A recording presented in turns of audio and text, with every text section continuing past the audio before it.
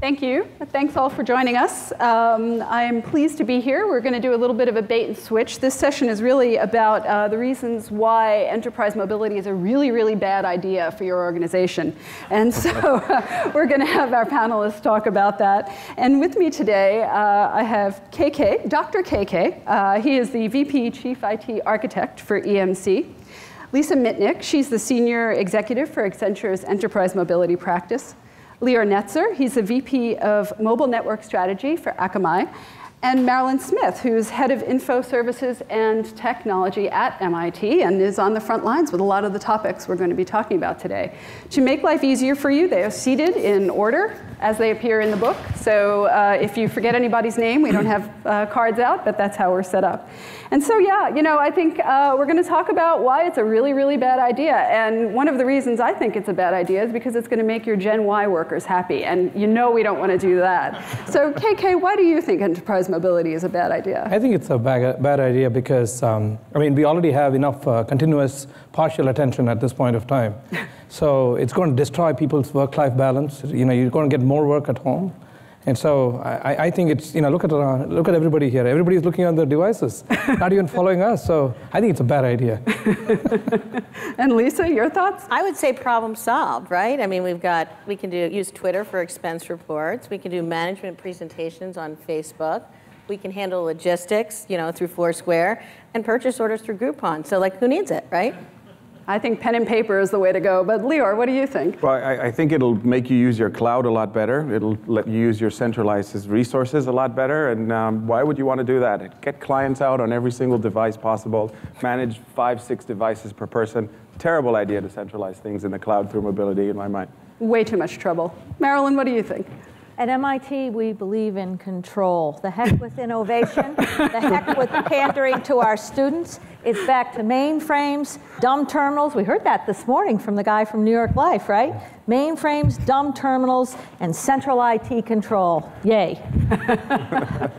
Great. Well, now in all seriousness, you know, we're certainly going to be talking a lot about the benefits of enterprise mobility, but we're also very cognizant of the challenges that every CIO faces in dealing with mobility today, and the influx of what some people refer to as the barbarians at the gate, all these sort of backdoor devices coming into your organization. But I think, you know, what we're going to do first is really start by defining what enterprise mobility is, because truthfully, it is far more than just the smartphones and the devices coming into your organization. So, you know, I'd like for each of our panelists to talk a little bit about their experiences and perceptions as far as defining enterprise mobility and what it really means and all of the pieces that are involved in true enterprise mobility. KK, why don't you start? Sure. I think it's definitely contributing to the new paradigm of work, if you will.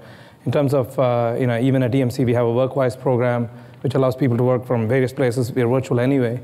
But so there's always been the aspect of mobility in terms of, hey, how can I be on the corporate wireless network, move around buildings? And EMC, of course, is local, so there are lots of buildings that we have here. How can you move between buildings seamlessly without having to keep logging in and getting into a VPN kind of model every time? That's one. Second model is, hey, from your home or even a kiosk, how can I get into the company network, and, you know, in a secure way, of course.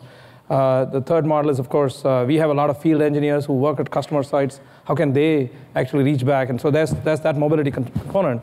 The fourth element, which you know, there's obviously more focus on, is because of all these small and smart devices.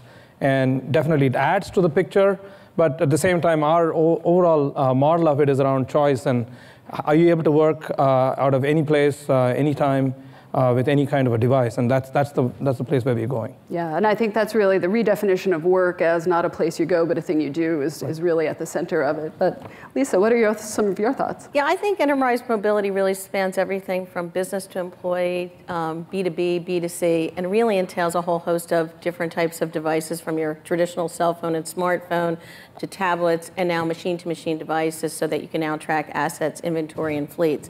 But mobility is a lot more than just a channel. It's about transforming how your enterprise does business. And obviously right now we're all grappling with our employees acting as consumers and bringing all these new demands that we were just joking about before, but you really do have to embrace it Some of the places that we're seeing a lot of innovation are in workforce management, the whole area of take a field service technician in the utilities or construction industry, having information at that point of activity to do their job effectively is very powerful. Better dispatch, optimized scheduling, fewer unproductive truck rolls, and more customer service calls closed. And we're seeing the same kinds of trends on the Salesforce side, where lots of companies are embracing tablets to do work more efficiently. So you'll see an insurance agent out there now doing quoting, doing claims, doing prospecting using that tablet. And even in a retail environment, you're seeing folks in the store transforming the customer experience through mobile devices, whether it's through checkout, whether it's through checking inventory, product information. And then the last area I wanted to touch on is really the B2C area. And I think mobile payments and mobile commerce are very hot and very exciting. And I don't think you can leave that out of the story. So start thinking about mobile couponing and loyalty and payments and how that can transform the relationship you have with your customers to drive a new paradigm. And we're hearing a lot about closing that loop. So you're creating a B2B to C and back to B, again, communication with some of that mobile couponing. And we'll get a little bit deeper into that topic in a minute.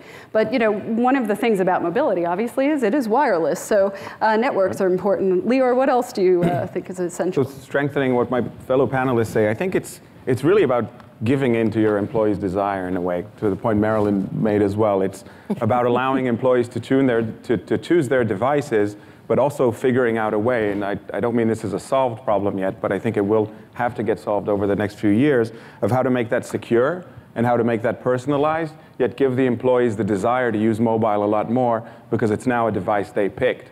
So maybe you may have a policy where everybody uses BlackBerries, but an employee wants to use an iPhone. So rather than try and resist that, flow with that, but figure out a way to work with the iPhone in the secure, connected manner that you would need to do, or with the Android devices, which are, I think, a lot more prone in terms of security. I think it's about creating more desire for employees to use mobile because they feel that the organization is flowing with their needs rather than them having to adapt to the organization's needs. They will just be always connected, this sort of thing of a networked enterprise, of a networked society, always be on, always be more responsive. I think it's also about catering to the fact that looking down 3 to 5 years, I think each one of us in this room will probably have 5 to 10 connected devices at home. And I'll just name 3 or 4 of them. I mean, everybody has a smartphone, if not 2. Everybody's going to have a laptop. Oh, by the way, in 3 years, it's going to have a SIM. Everybody's going to have a tablet and be using a SIM. The car will be connected, obviously, because the GPS will get the data from the cloud and traffic, and not to mention your TV, and over the years, many other devices. So one of the things that mobility enables, and there will need to be some developments for it to reach there, is this consistent experience as you traverse from one device to the other. So you start something on your laptop, you continue on your tablet, it picks up, it's you, continues from the same spot, you continue on your smartphone, you continue in your car. That really has to do with 2 things. It has to do with mobility and being able to cross the identity across the different devices. And the second thing it has to do with, which actually is probably very helpful, is about the cloud. So getting more and more applications into the cloud. I think one of the most interesting things about mobility in the cloud when you combine them is the compute power of the device becomes almost irrelevant. So whether you're connecting from a device that costs $2,000, $500, or $30, if you're plugged into the cloud, you can do almost anything. Of course, you have limitations of screen size and input, but it really sort of breaks that boundaries of device and lets everything run across all these different devices. Mm-hmm. And do you think that today's networking capabilities are able to deliver that kind of ubiquitous, seamless mobility from place to place, or is that still a challenge? Yeah, I think that's an extremely relevant question. I think in the US, in terms of Wi-Fi, in general, I would say yes. I think we're able to do pretty much anything wherever there's Wi-Fi, even in shared Wi-Fi spots. Maybe not the high-def video, but that's more rarely used for enterprise mobility. I think with 3G and with 4G technologies over cellular, that will be coming down the road. Mm. So it's certainly headed in the right direction. I think 4G is enabling some of the dreams that operators had in 3G. Only in 3G you could only partially get it. I think that'll become more and more reality as networks evolve. So I think it will get there because it will have to get there, and I think that enterprises and consumers will be willing to pay for that, which will drive the businesses to develop those solutions over time. And Marilyn, I look at institutes of higher education sort of as the canary in the coal mine of enterprise mobility. I mean, you guys are on the front lines. Your students are coming in here with some things that are better at home than most people have in their workplace right now. So what's your perspective on enterprise mobility and what you're experiencing here at MIT? So the way we look at it is that the smartphone and the mobile revolution represents a fundamental change in the consumption and production of information. And we have 28,000 people right now using our native mobile apps, which are iPhone and Android. And we started developing them a few years ago. Andrew Yu is here from Moto Labs and actually was working at MIT when we started developing these applications. And our initial development, I'll talk more about this later, was driven by our news office and our president, who came to us and said, we need an iPhone app. So that gave us the permission we needed because we'd already been working behind the scenes, developing a mobile web app. And we had some infrastructure we put in place, and we built on that to very quickly develop an iPhone app and put it out. And now what's happening is the students are driving our strategy, and there's so many things you can do that make it easier to get around the campus, that make it easier, and it's because of the pervasiveness of the devices. It's because of the consumer orientation, which you mentioned before, and also you mentioned with the 3G and 4G, the carriers are offering unlimited data plans, bandwidth capability. All of a sudden, all these things come together. And now we're driven by the students and the faculty and the staff, but mostly the students who come to campus with an expectation that keeps going up. Mm-hmm. So our network is really important, our Wi-Fi is really important, accessibility, and having applications that make it easier for them to get around the campus and to do the day-to-day work.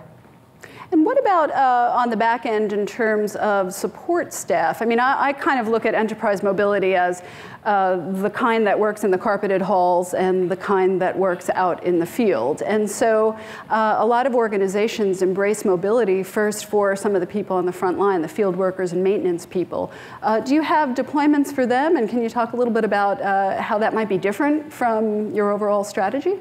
Absolutely. It's part of our overall strategy. And in fact, we have on our docket, because we have quite a few requests. I'm looking at Steve Buckley, who's in charge of our mobile app development, working in the central IT organization at MIT.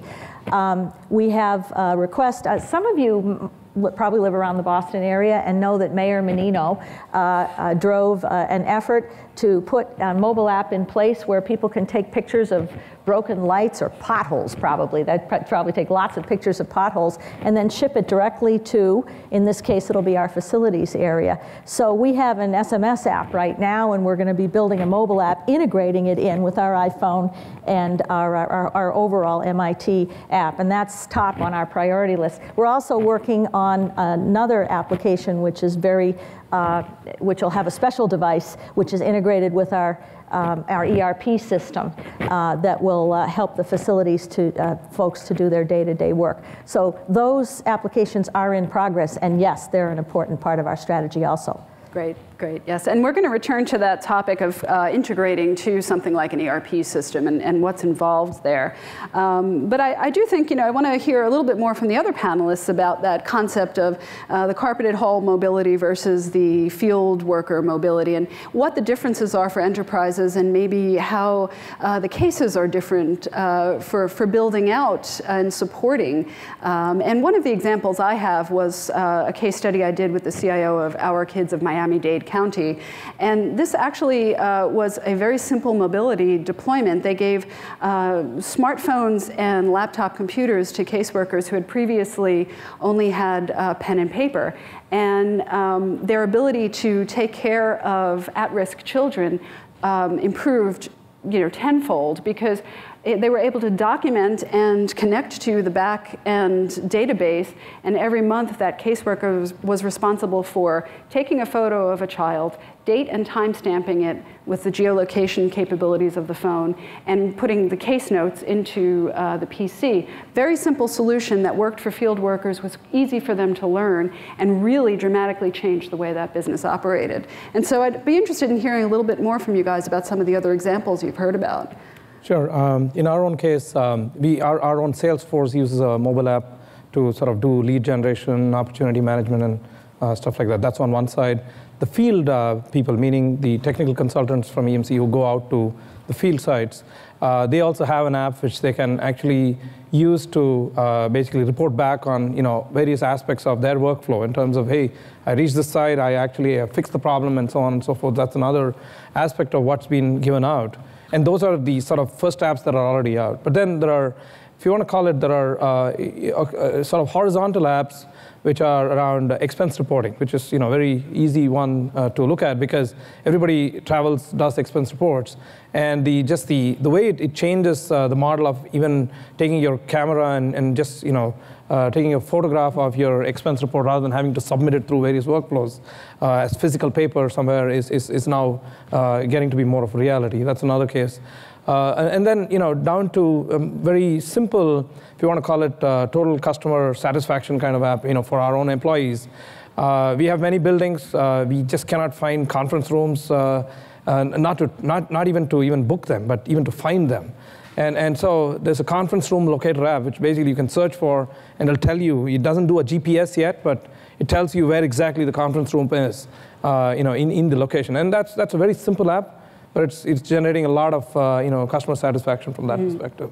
So again, a variety of spectrum of apps, if you will, and we continue to look at the overall model of what are the kinds of apps we need to be putting out there, because traditionally we've been primarily an email and calendaring kind of model. I mean, many of the we were not in the business of producing apps for that, but we are taking both third party as well as whatever apps we build ourselves to do that at this point. And that seems to be a big trend, right? Moving away from the email and calendaring and into deeper applications. Oh, yeah. I mean, we work across all different industries, and we go in and we look at sort of where are the places where you can have the most business impact. And so, for example, you look at a pharmaceutical industry, you only have a couple seconds with that physician when you walk in, you're the sales rep. You really have to be on the ball and opening up your laptop. You're just not going to get from here to there. So they're increasingly using tablets to do everything from sample drop to capture signature to show various presentations very rapidly, very compelling. So it's really having a huge impact, on their interaction with the physician. Same thing is true, let's say in a hospital. Now what you're doing is the physician's able to have a much more collaborative interaction just in time, pull up the information, the evidence-based medicine, the back office information that they need on the patient's history, have an interaction, fill out the forms live. We've created some applications for some hospitals, and it's really been transformative in terms of how they serve and care for these patients. And then just at a horizontal level, one of the interesting things that emerged actually in our own company, and we're seeing from other clients, is the need for a mobile board reader. All these boards want to go green, and they don't want to have paper. So we worked on developing what we call a board reader application, where you can securely send the board materials before the board meeting, and also then use it during the board meeting. And then there's a whole publishing function behind the scenes to enable you to bring together all the various pieces of information from the accounting group, the finance, legal, et cetera, so they can then bring this together, create a dynamic table of contents, and also take notes in the board book itself. So, we're seeing all sorts of applications emerge to improve productivity, to go green, and it just changes the whole dynamic. And what's exciting about tablets is everybody wants one. There's a lot of cool factor, and it doesn't seem cumbersome, it seems fun. And so people are much more quickly embracing it. So that's great. Well, just to add, we find that people are buying it themselves. The company does not have to buy it for them. Right. So we already have about 2,500 iPads in our environment, if you will. And none of them were bought by EMC. Lisa, where does that board application run? Can it run on a laptop or an iPad?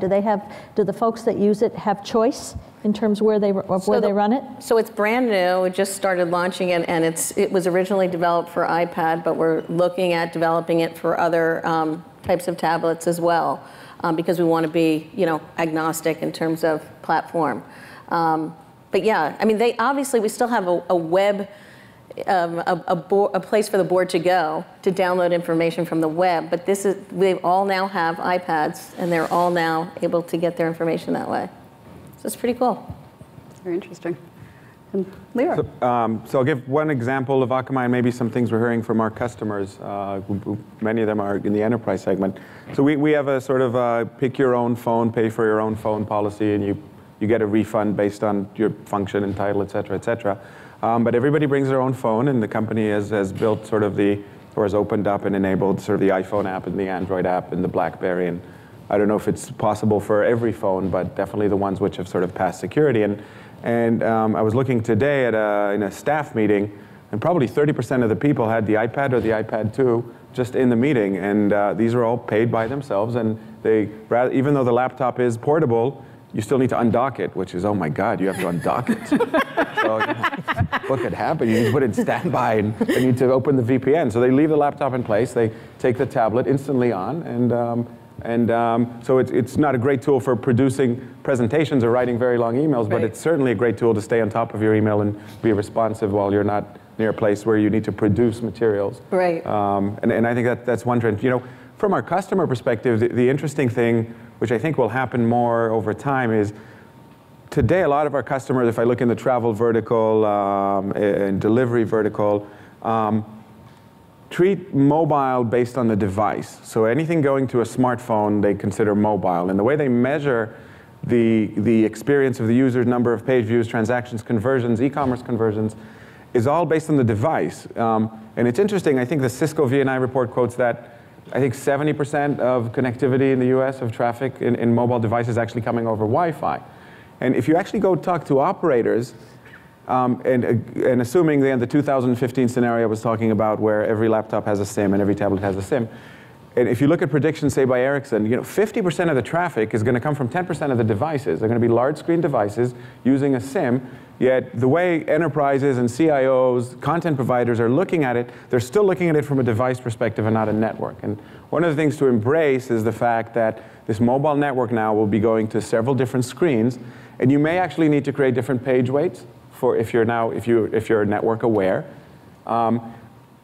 These are things that are not yet taken into consideration. We see 2011 and 12 sort of as a year where companies are ramping up. You see titles popping up like Director, VP of Mobile Strategy in many of the companies. Before it was sort of a component in the IT department. Now there's a proper role. And that obviously usability is the easy case to understand. I think the network's going to be brought in. And I think that's something that we sort of see across the board. And QoS, as I mentioned, QoS will have to follow, and we're also active in that area.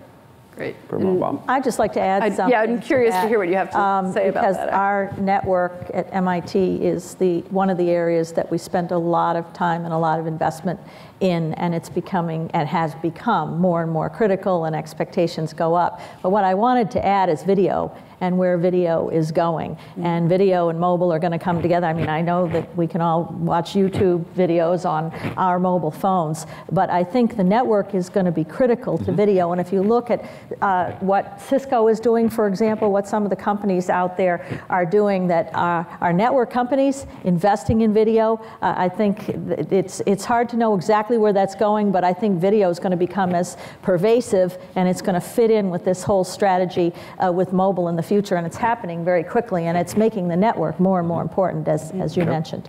And I think, I'm curious to hear what kind of scenario you have concerning tablets right now at MIT.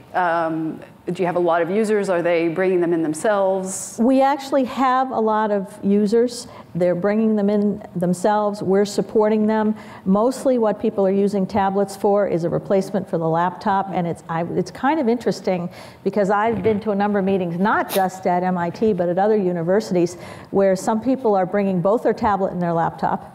And we don't have any specific applications yet we've built for the tablet, but there's a lot of experimentation going on and a lot of discussion going on about textbooks and where publishing is going vis-a-vis tablets. So stay tuned for that. But it is, I think what the tablets need to do is solve the problem of typing and of the keyboard, because some people are very comfortable using the tablet keyboard. And other people I notice, I go to conferences with some CIOs of other schools, and they're still working on with their laptop, regardless of how much it weighs compared to the tablet, or how long the battery lasts compared to the tablet.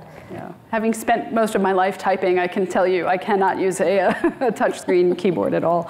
One of the things I'm curious about, though, is how all of this is changing the role of the CIO, because we're talking here about a number of different types of applications. We're talking about business-facing solutions. We're talking about applications for your white-collar employees. We're talking about things that are potentially consumer-based. So what does the CIO need to do, and what stakeholders in the organization should the CIO be talking to about enterprise mobility right now? Because as we move away from email and calendaring and into more sophisticated apps that might be connecting back to our ERP or to our CRM solutions, I think there needs to be much more technical know-how in those conversations. So Marilyn, what does this mean to you and your role and to your IT organization? Well, I'd like to use a specific example in the area of application development to address that question, Susan.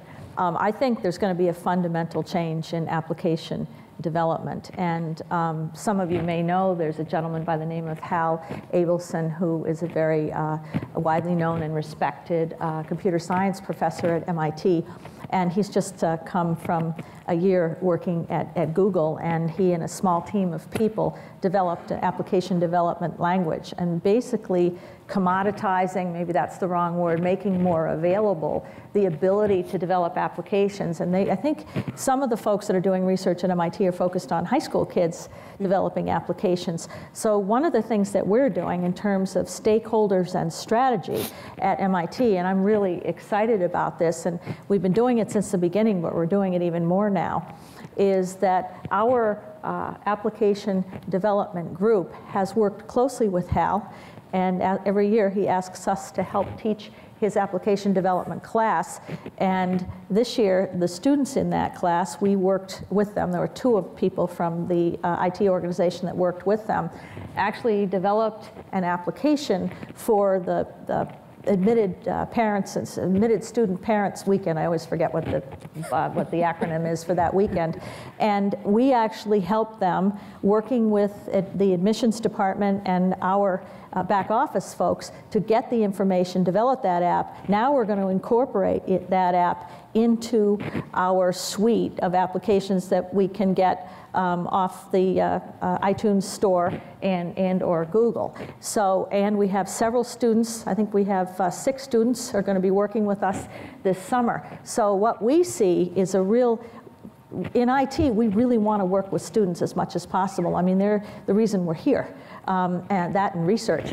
And we see working with the students, developing applications, and then if we need to tweak them or do something with them before we put them on the iTunes store, because you know Apple does all that testing, and working with our the company that we work with, Moto Labs, and with our own developers, we see it as strengthening the partnership and also actually making application development more available. And there's actually one more thing that I should mention, that we've put all of our applications on something called iMobileU, which is basically an open source site, and we have about 100 universities taking applications from there and adding applications. And so, as a matter of fact, I think there was an application recently that Harvard developed that we actually took off MobileU and are using. So there's a lot of openness and sharing, and for those of you that don't know, I come from a corporate environment, and it's a whole different approach, and I think it's very exciting, and I think it has implications down the road. Partnership with the students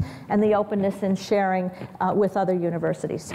Well, and your point about a corporate background is exactly where I was going to go next, which is, can that model that you're creating here translate into the corporate environment, corporate culture? And I'll kind of throw that out to anyone who wants to grab it, because it's a touchy one. I think there is increasing collaboration. When we used to go into enterprises, you used to see a silo of, the IT department is working, on business to employee, and then you had your business unit guy, marketing guy, chief sales officer off doing their skunk works projects. And we've seen just a ton of roadkill all over the place, complete anarchy. And so we've been brought in to sort of inventory what's going on. And I think through those processes, people realize, hey, we need a strategy. We need to understand where the high impact benefits are for our organization from mobility. And so now you're starting to see folks work hand in hand. There is a complete need for collaboration, and I think you're seeing a lot more of that going forward. And I think this distinction between, I think I said this before, B2E and B2C, there's so much blurring occurring that you can't afford to do that, let alone even just look at mobility as its own island, because that has to integrate with all the other back office functions and the overall end-to-end process. So the important thing is to really look at what are you trying to achieve, and then developing a strategy around that, and go from there. And I think you're going to see increasing amounts of collaboration. Otherwise, there's just going to be just a waste of resources, time, energy, and no company can afford that today.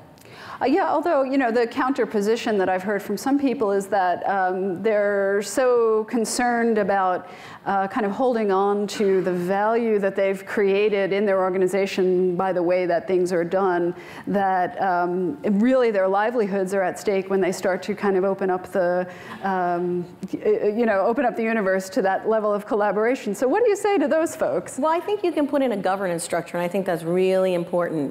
These are the rules of the road. It doesn't mean you hold everything, but there are some controls. Obviously, you want to manage security, you want to protect your IP assets, your physical assets, and it's really important to have a certain structure in place and standards, et cetera. So you don't want to make it so there's no experimentation happening in the business. You need to be business partners. So I think there's a way to set up that governance process, establish a strategy so that it's a win-win, and nobody has to feel like they're losing power. Yeah. We are definitely going down that path. So obviously, the term that we affectionately use for this is shadow IT. And so we are a centralized IT organization, but there are lots of apps out there, even double the number of apps that we support. I don't mean iPhone apps, applications that have been developed within the business. And we are a technical organization, so of course, nature will find its way, right? And particularly with mobility, it's a shadow IT magnet, right? Because it's cool, everybody wants to do it. So some of the ways in which we are both enabling and putting a governance model in place is, it's always about, hey, don't hold my data hostage, right? And so we are actually finding ways in which we can deliver what is called BI as a service, for instance. So there's a lot of back-end work. It's not only mobility in this case. It's back-end work in terms of setting up a place where you can have a sandbox and a slice of the, almost the warehouse environment so that you can come in and start doing business intelligence kinds of things with the appropriate tools. But even as we look at mobility, and the way the paradigm has changed is that we are looking at every app and saying, in the end, it's going to be mobilized in terms of some version of it is going to be available on these, the larger footprint devices. And the whole point there is that anything that we do from within IT, we are absolutely putting a notion of a web service backend behind it and making sure that we don't hold the data hostage, even for ourselves. So getting the right architecture in there is very key. But in addition, we're trying to, obviously, it's a journey again, on the shadow IT side, figure out, how can the right kinds of roles, and then with the right kind of security come in and access the data appropriately. And then, of course, you have the nice, cool, charts and, graphs on the mobile device itself. But that's a progression in a certain way. Mm-hmm. Great. Lior. So I'm not a CIO, so I may be saying things which are blasphemous now, so I'll give the sort of entrepreneurial view on things, and I apologize in advance for anything I may say here. But I think if you look at an application as a place that a user goes, then I think a lot of the paradigms of now have been bring the users to the applications that we have built. So we built an email application, we bring the users there. We built an expense report application, we built the users there, CRM, et cetera. If I were to look at a recipe of how should I think for the future, I would look at my ecosystem and I would say, what are my employees using? So what's the ratio they're using LinkedIn versus Facebook or Plaxo? Because the lines between those are to some degree starting to blur. I know some people, as a policy, try to keep LinkedIn for business use and Facebook for personal use so that their identities don't get mixed up, for example. And other people do a lot of networking through Facebook. So rather than trying to bring everybody to LinkedIn, or I'm just using that as a placeholder or Plaxo, maybe try and build a Facebook group or some type of application and maybe add some security to it to enable that.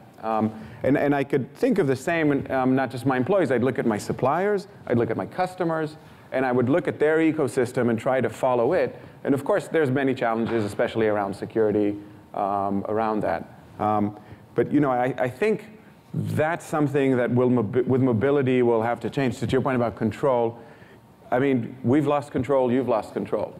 There's control over a few things, and that will be diminishing. So rather than, it's sort of a case, I think, of picking the battles. What are the places where control must be in place, and in the other places, productivity should go a little beyond control. And obviously, finding that balance is one of the biggest challenges of the next decade, I think, in enterprise mobility. And, you know, I think you mentioned it, and it's sort of the elephant in the enterprise mobility room, if you will, but security, honestly, how much of an issue is it when it comes to mobility? I mean, we hear about, you know, the hospital system in the Bronx that lost backup tapes in a van that got stolen, so let's not pretend we're all so secure without mobility. But, you know, seriously, what are the security issues around mobility? What's unique about them from just security in general? And you know, so I mean, again, personally, if I was responsible for security, I'd be very worried about some things. You know, I have an Android phone, so I install apps to Android, and I don't know, you've probably all seen this, I don't know how many people actually pay attention. The Android market, before you install, it tells you this application has access to your phone book, it can make calls, it can get to your SD card, it can change your contacts, it can read your SMSs, and it can do 5 other things, and you just say, okay, install. And, and you know, you have 20, 30, I don't, of course, but some people may have, you know, 20, 30, 40 applications like this. What are the holes sort of from the side, because that phone may now be VPN'd, or I may be tethering it to a laptop, so I'm now accessing the VPN. I don't think that problem, for example, is a solved one. Probably the closer environments like Apple are better at it. I'm not an expert on security, so I don't know the level. In Android, I think it's unsolved, but I think, again, so what are you going to just limit people to not use Android-based phones? That's impossible. There's such a huge percentage of the market share. So that's a place where if I was an entrepreneur, I would be developing an application for that space, or maybe some sort of virtual container where there's 2 environments on the phone, one that can run your consumer applications and one that runs your enterprise applications. And that part is partitioned off and secure, et cetera. Yeah, so just so I think it's a big challenge and a lot of opportunity for technology innovation still. One of the things that we're doing is something called mobile application and device management type solution offered on a managed services basis, where you can manage all the devices out there, wipe them if they lose them. You know, it has all that kind of security. And at the same time, you can have an app catalog. I'm not allowed to say enterprise app store. You know, an app catalog for your organization, and you can determine who gets what. And you can manage the portion of that, let's say, consumer liable device that's owned by the corporation. So you don't just get the benefits from the corporate liable device. You can sort of get those benefits even if someone's bringing their own phone to work. So there are solutions out there that leverage, you know, Sybase Safaria type software that can really help to secure what you got. Yeah, we are definitely moving down that direction too. We already have a device management solution in place, but not to the extent of application provisioning. So that's an area which we're entering into. And in addition, you know, with respect to security and the need to sort of separate, if possible, the device that might be personally owned, we find that the virtual desktop infrastructure is a way to actually tackle that at this point of time. I mean, we've seen that some of the iPads come in larger screen footprint, and we have a virtual desktop infrastructure project going. So we find that instead of letting these devices into the network and we don't even know who or what these things are, we are able to leverage that model, which is a much more secure model at this point of time. But obviously, you know, some of those are going to get better as we go along and have better access where we can say, okay, yes, I recognize this device, do a posture assessment of it and say that this is the level to which I can let it into the network, but we're not here at this point. Yeah. So this is an interesting topic. So I have a slightly different perspective on it, and probably because I come from a different environment. Although my friend next door is going to give all his, when he's a CIO, is going to give all his employees LinkedIn, so they'll all be able to network and leave his company. I'm only kidding. I'm only kidding. Talk about an open environment. So I think you need to secure the network. And we have an open network, and we need to recognize what data needs to be secure and what data doesn't. So personal data, if you've got HIPAA data, obviously financial data, and I think that's important. And I think having the tools to do it, but mobile or no mobile, I mean, laptops, I guess, started the mobile environment, and laptops are what has been average. You hear in the news somebody's laptop got stolen and they had 401k data on it or whatever. I mean, it's the same problem. We have the same problem with laptops as we could potentially have with mobile devices. So I'm not underestimating what you need to do with the mobile devices, but we're being careful as we have data available to make sure we understand what applications and what data, and talk to the people, our customers that own the data. So for example, if we have student grades or registration data, we're going to allow the students to get in and register online, probably through a website, but not to be able to access the data. And also we're looking at our network and making sure that we have the right tools in place to balance where we need to have firewalls and protect the data against where we need to continue to have an open network. And I know MIT is unique in that way in terms of the open network. But I really do think that security is also a matter of educating your clients. And we've been spending a lot of time this year with the new WISP law being passed in Massachusetts last March, educating people, and people really want to do the right thing. So they're protecting their laptops, they're putting encryption software and on their laptops, and we're rolling that out. But not to say that there isn't a whole new area that we're going to look at in terms of devices, but we're not trying to control the devices because it's not an environment where we really could. Yeah. I think that's important, and I think you're going to see more and more vendors that are going to come out with solutions that sort of help IT solve these problems, because there is no turning back, I think, really.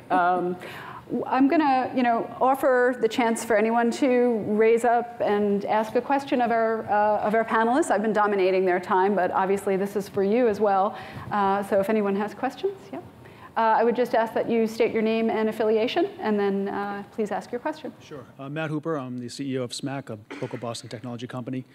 When I think about mobility, we're planning for all the different devices and things like that, but we're also thinking, cars, consumer electronics, televisions and things like that. How do you see that playing into the overall mix and strategy from an enterprise perspective? Like in my vision, I wake up in the morning, I go have coffee, I hit my fridge, and it starts reading me my email, right? So how would that all happen in your minds?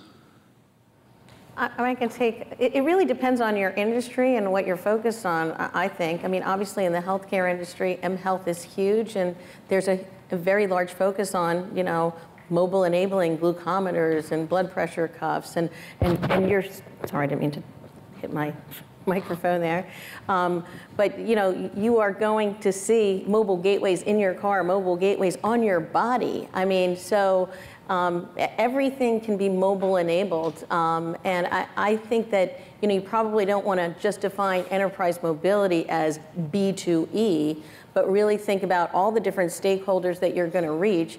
And obviously, if you're in the utility industry, it's smart grid. You're looking to manage demand response, and you need to be able to track that. If you're in the automotive industry, you're obviously thinking about in-vehicle entertainment, next-generation telematics, and what that can do. And we've done a ton of research on all this different type of machine-to-machine technology. There is tremendous demand and growth occurring. So I would not dismiss any of it. Obviously, there's cost trade-offs and whether people are going to be willing to pay for these new services, but the research actually looks pretty good for a lot of these different types of products, whether it's some new types of security systems, new systems to take care of grandma living longer in her home that monitors her health if she fell, if she left the stove on, et cetera. So keep looking at that stuff. It is very important, and do the business case. It's worthwhile.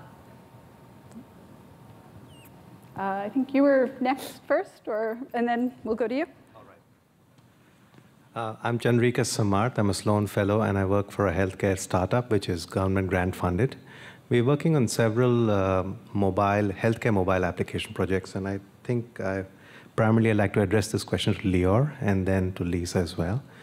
As far as mobile strategy, you talked about smartphones and 3G applications, which are bandwidth hogging, and obviously there's some logic that runs on the smartphone. We are talking about bringing mobile healthcare applications to rural areas for underserved populations that they don't have smartphones, and they need to self-manage their care because they're situated probably 50 miles away from the primary care physician. So just to summarize my point, I'd like to ask you if you've done any work in the area where simple text messages can be used for self-management of conditions like diabetes. Have you worked on whether these systems are able to effectively control their disease states and the security around the network issues, because we are not working on a Wi-Fi environment. Like Lisa said, you have deployed mobile applications in a Wi-Fi environment, but this is a regular 2G environment in a rural area. So typically security issues, data privacy issues, and whether these systems have been capable in disease management. So I think there's a few questions here to answer. Yeah. If you look at our traffic today, mobile traffic is probably close to 5% of our traffic. We serve 20 to 30% of the internet, and about 5% of our traffic, which means 5% of our customers' traffic roughly is coming from mobile. So it's a very, and it is the fastest growing segment. And in 5 to 7 years, if it keeps growing like this, mobile traffic could be 20%. So that means on the internet, it's 20%. And if you take out video, and you take into account page views, mobile is going to be very, very big. It could be 50% of page views in the next 5 to 10 years. So we're looking at how do we assure the delivery to users on a mobile network, and rural is one of the cases. And really, it's a very interesting paradigm. I mean, they're very different from IP networks, different protocols, different technologies. So we are looking at that forward. Interestingly enough, to solve that today in a ubiquitous manner across all the vendors that mobile networks use, actually the best way is through QoS mechanisms. So you can actually use standardized QoS mechanisms, and we have a strategic alliance with Ericsson. We're starting to roll this out in the world now.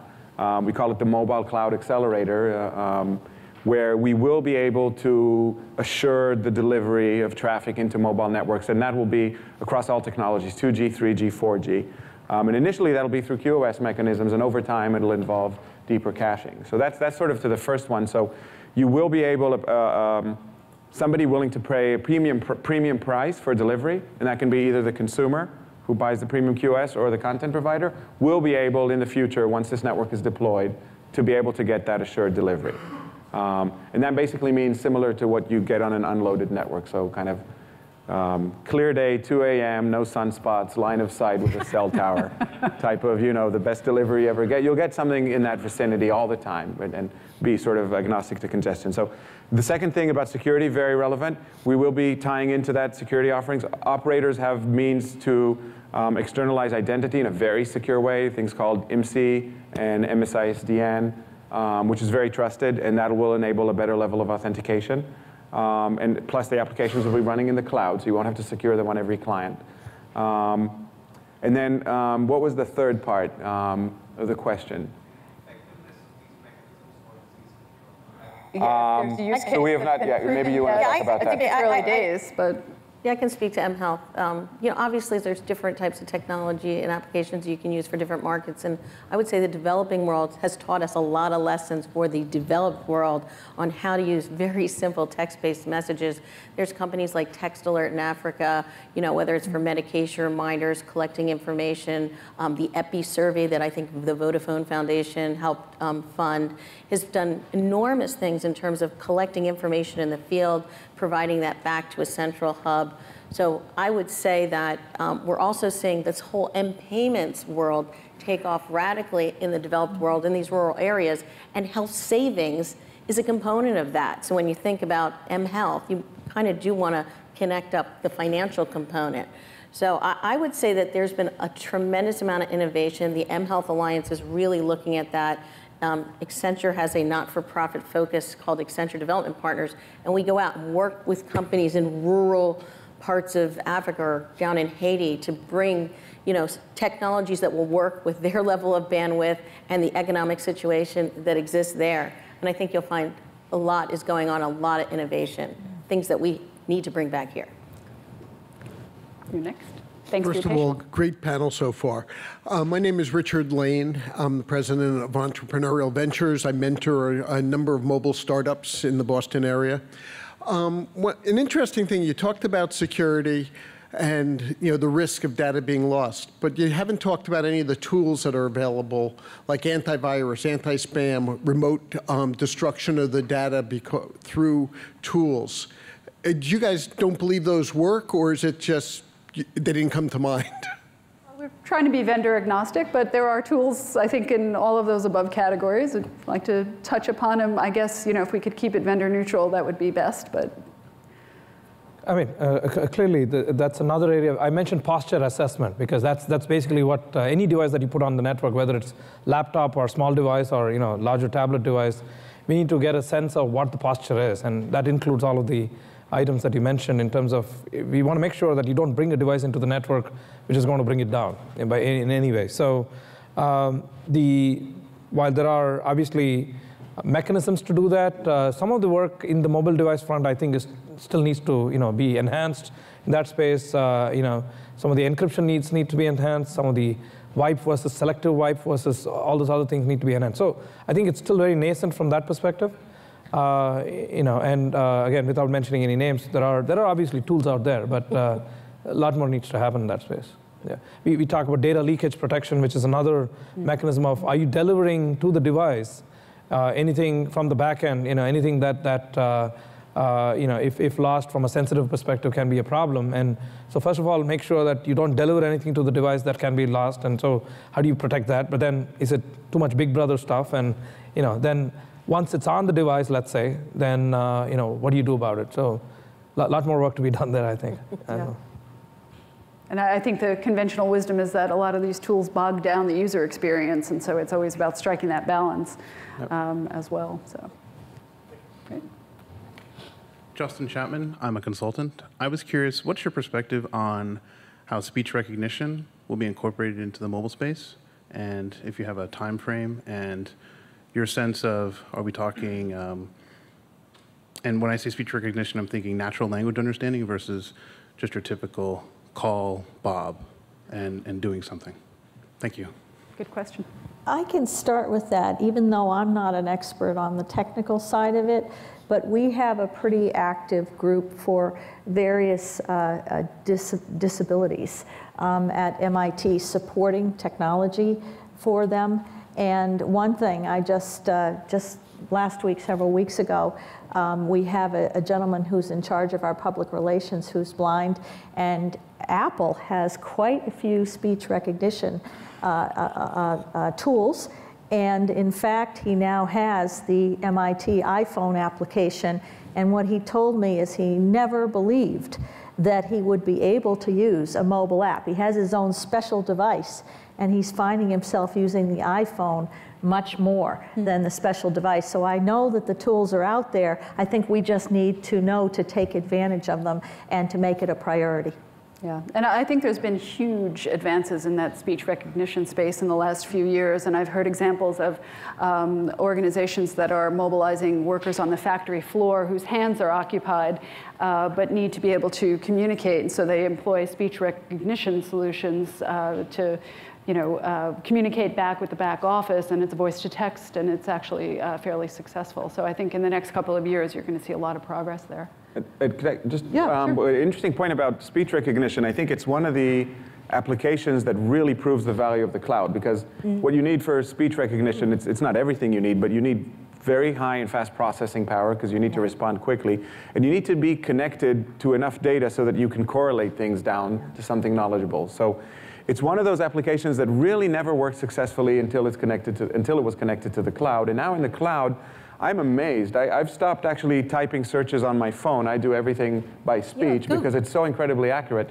So you need the processing power. You need to connect it to the sort of world of possible questions that somebody could have asked and then pick one of those. So it's not a world of infinite. It is a finite world. And that's one case where mobility becomes so important because it all depends on the connectivity. So you have to be connected, and you have to be connected in a quality of service so that the information can be passed on back and forth quickly, coherently. So it actually ties in a lot to mobility. I'm not sure that was the origin of the question, but I think it does tie in a lot to mobility. Well, and let's admit it, we all watched Watson on Jeopardy and saw that speech recognition does work. So. Exactly. Hi. David Reed, Senior Vice President at SAP. I was going to ask a particular question, which I'll get to, but I just want to point out that I have these two devices, that I bought because speech recognition is part of my life. I've been getting my voicemail and text, out of the box with these things, and since I don't have to mention the vendor, it's not Apple. Anyway, so I think speech recognition is absolutely here. I can get everything transcribed that I want over the telephone, and it's a cloud application. But I think that points out what I was originally wanting to ask. Mobility is a big deal. My company thinks mobility is a big deal. The biggest barrier to mobility is the expectation of access. And I think there's a big question that somebody like MIT has to struggle with, and maybe some of you do, which is that the operators, the mobile operators, do not have good coverage inside buildings. It's your real estate, not theirs.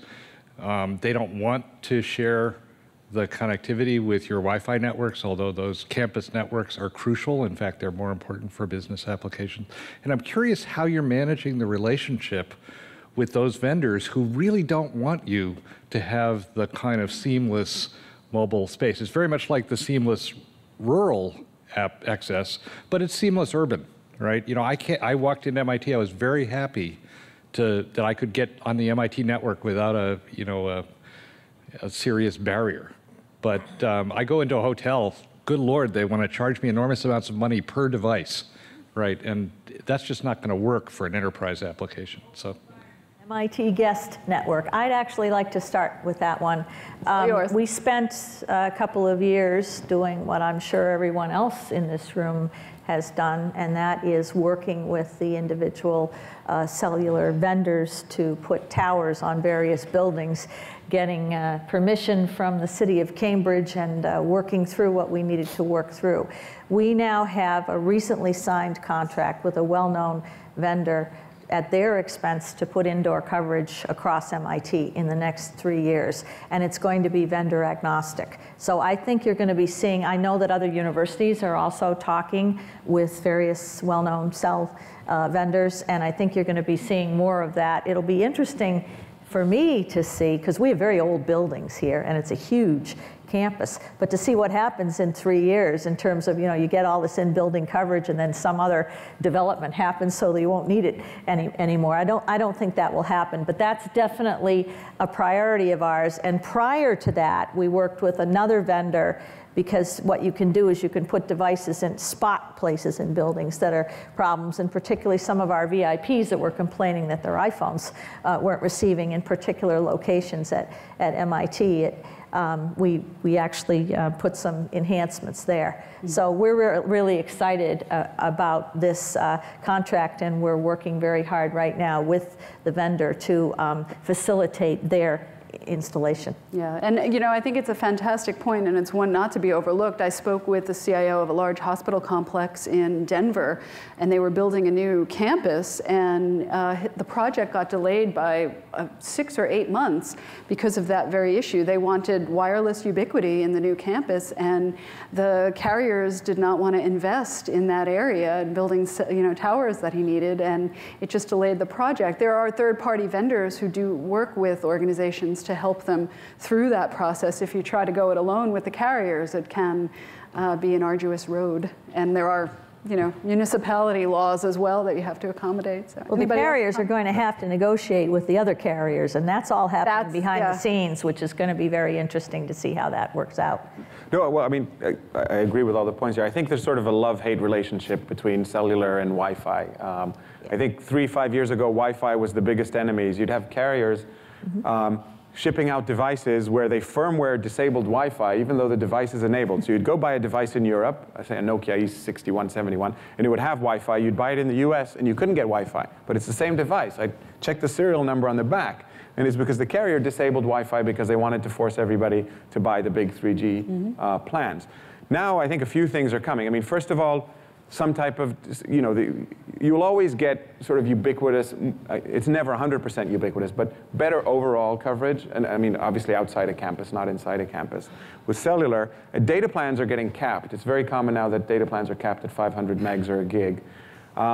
So Wi-Fi is also a bit of a friend. So if somebody's going to watch video over a cellular network and that video is not coming, and the carrier is not getting any money from the content provider for delivering that, then that video is a toll or a tax on the network right now. So they're actually better offloading that to Wi-Fi. If on the other hand, maybe somebody is using BlackBerry email in a global sense and paying $50 to $70, they actually do want that application, because if that was all over Wi-Fi, then they would have a harder time keeping those premiums. So I think there's constantly going to be this love-hate relationship. See, there are standards coming together. I know we've all been hearing it about 3G to Wi-Fi transparent offload. There are standards that are coming together, and some networks are actually aggregating the Wi-Fi through their mobile networks at the core, the higher parts of their networks, the GGSNs, so that you would get things like access control and identity and billing and parental control. So it's moving slowly, like a lot of things in this world, but it is moving, I think, and they will. I think they will have to accept it, sort of like the other things we're talking about here. They will have to accept Wi-Fi at the end of the day, I think. Ben Bielak, CIO, Dovetail Health. We provide in-home care management services, and as much as the network and the mobile applications are great, the network's not ubiquitous yet, as you just alluded to. Can you talk about how the vendors are supporting the offline model, right? The disconnected sync, conflict resolution, and what you're seeing from that? I think there's a lot of one-off solutions being developed. Is this going to become commoditized, where we can actually have tools available just to plug in and take advantage of, again, the disconnected model? Who wants to take that one? Ours just went off at this point. So you're talking about being able to work in a disconnected environment and keep sort of session continuity. Is that what you're referring to? Well, the only thing I could respond here is that a lot of the applications, the native applications that are getting built for caseworkers or for pharma reps, whatever, need to accommodate the fact that they're going to do some of their work on an airplane where they don't have any connectivity, or they're just going to be out of bounds. But all that information will then be saved, and as soon as they get back, to a place where there's connectivity, it'll synchronize. So, that's about as far as I could speak to this. But the saving of that information is what makes the GRC people twitch, because. Well, one of the places where, obviously, are you using a mobile app on your device which talks to mom all the time versus, we've also gone down the virtual desktop infrastructure path where there is the ability to, sort of have a session saved off and work with that session. And that doesn't need to, keep talking back to the network. But again, it does not necessarily, in that model, does not necessarily give you the same mobile app experience, because it's really you're connecting to your desktop. But is your app enabled to sort of be disconnected is probably one of the points there. And I don't know that I have an answer to that either. So. All right, great. Well, I think I'm getting the sign that we are concluding. Sorry to jump in. Unfortunately, we're at the hour and the time. It's been one full hour of conversation. Thanks so much to the panel.